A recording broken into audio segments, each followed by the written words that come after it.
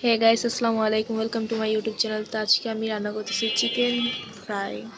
তার জন্য আমি এখানে 4 পিস মুরগি স্লাইস করে কেটে নিয়েছি। তো তার মধ্যে কাঁটা চামচ দিয়ে কিছু ছিদ্র করে নেব এবং তার উপর দিয়ে লেবু দিয়ে দেব।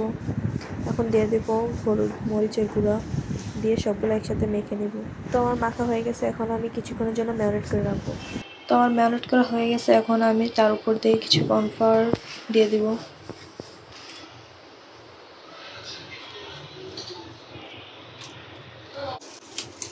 এখন কর্নফ্লাওয়ার দিয়ে আমি সবগুলো একসাথে মেখে নেব।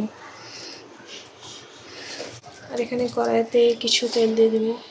এখন আমি এক এক করে মাংসগুলো দিয়ে দেব।